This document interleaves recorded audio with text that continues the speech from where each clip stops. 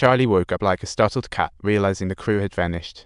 He yelled for Sister Lay, aiming to say, "I'm still here." They planned to go to Miami today, and Uncle Fried Chicken zoomed over like a sprinter. Uncle Fried Chicken said Sister Lay had already made a swift exit that morning. He handed over his phone to show the farewell text from her. Charlie took one look and exclaimed, "No way." Charlie nonchalantly left the house, overhearing Sister Lay's garbled sleepwalking, while Uncle Fried Chicken looked thrilled. Just after 10, the Flying Snake Gang mourned Grandma, while Charlie felt gloomy foreseeing disaster. He was pinching his heart, realizing something was off, so he cut the crew's call sheet and bolted to the new filming site, loudly asking, "Where's Sister Lay at?" The knife crew's girl shook her head. "No Sister Lay here." Uncle Fried Chicken watched them clean, like a telescope. According to the knife crew guy, Sister Lay sent a text this morning, saying she was off to Miami in style.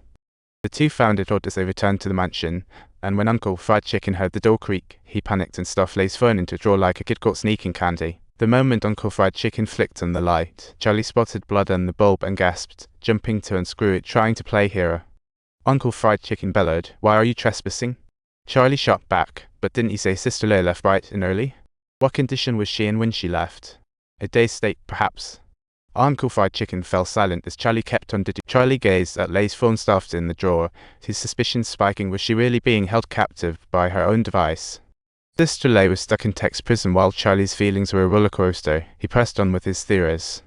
The day before, she was lying around playing dead, and the crew had prepped a thin sand layer to avoid all sorts of chaos. Every time blood flowed, the sand blocked it, so no blood drops in the bulb. The crew wrapped filming early last night. In other words, the blood on the bulb was left behind after the crew packed up, and Sister Lay just texted me saying she's all good. Wait, what?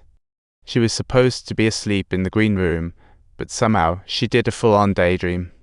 Charlie thought he must have misheard, but the props guy did get the message. Sister Lay was currently living it up on the beach, leaving Charlie dumbfounded. Uncle Zadgie took a seat and started bawling, saying he was deeply in love with Sister Lay and never wanted to cage her. It didn't want to, because this was home, with all his family here, even his uncle stuck in a lamp, and his cousin trapped in a music box. His great-uncle hiding in the floor lamp, Aunt Spirit haunting the toilet, and his father's ashes transformed into Charlie's coffee mug. Whoa, that made Charlie's stomach churn. He dashed to the bathroom. When he returned, he heard music playing from the study. Charlie girded himself and rushed to the drawer. Lo and behold, Sister Lay's phone was in there, making him feel triumphant. He racked his brain recalling the password Sister Lay mentioned last night, 1212, how delightfully coincidental. Snap! The phone unlocked, revealing that fried chicken message on the screen. Charlie realized that when he woke from his deep slumber, he had already been placed inside a coffin. Truly terrifying and hair-raising reality. The acrobat pressed a button and Charlie rattled away in the coffin, causing it to drop. What a lively scene. The acrobat's eyes were dazed. He stared sharply, planning to stab Charlie with a screwdriver. Just then, Charlie pulled out his vape, tossed it into the stove, and bam! The battery exploded, flames engulfing the whole place. Charlie pulled the acrobat as they fled in a frenzy. But the flames surrounded them, and the acrobat looked devastated at the family legacy, shaking off Charlie and darting to the study like an eagle of despair. Charlie, with a troubled heart, slowly climbed into the car and started it, only to unexpectedly discover a gun aimed at him, a moment that seemed to transport him back to that fateful instant a year ago. When mob boss QE asked Charlie for help, hoping to tap into his superpower, but now her gang was crumbling, and the FBI was hot on her tail. She fled with the remnants of her gang, yet wherever they went, the FBI was on their heels like an annoying shadow. Obviously, there were moles among her crew, so QE wanted Charlie's help to sniff out the traitor.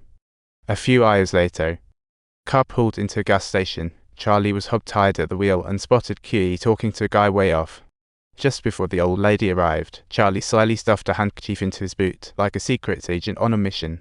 Upon arriving at the safe house, Charlie promptly warned the old lady, "Your shoelace isn't tied." However, skeptical, she gestured for him to continue walking and kept moving forward. This old man, however, was QE's unsuspecting husband, Haji, a straight-up office worker.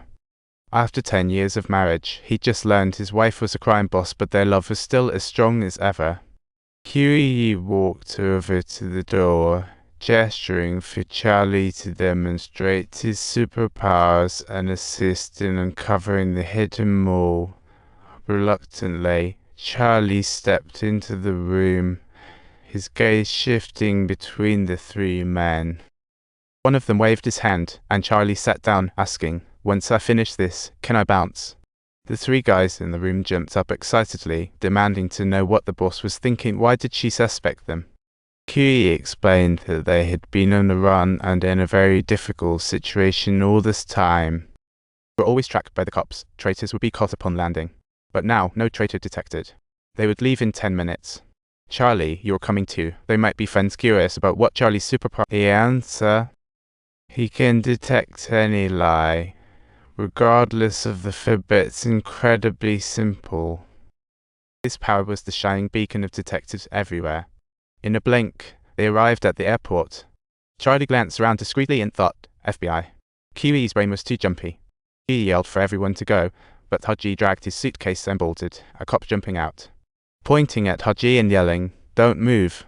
But Haji charged away like a wind-up penguin, running like mad. Wow, witnessing a penguin full of surprises fleeing, it was all just bonkers.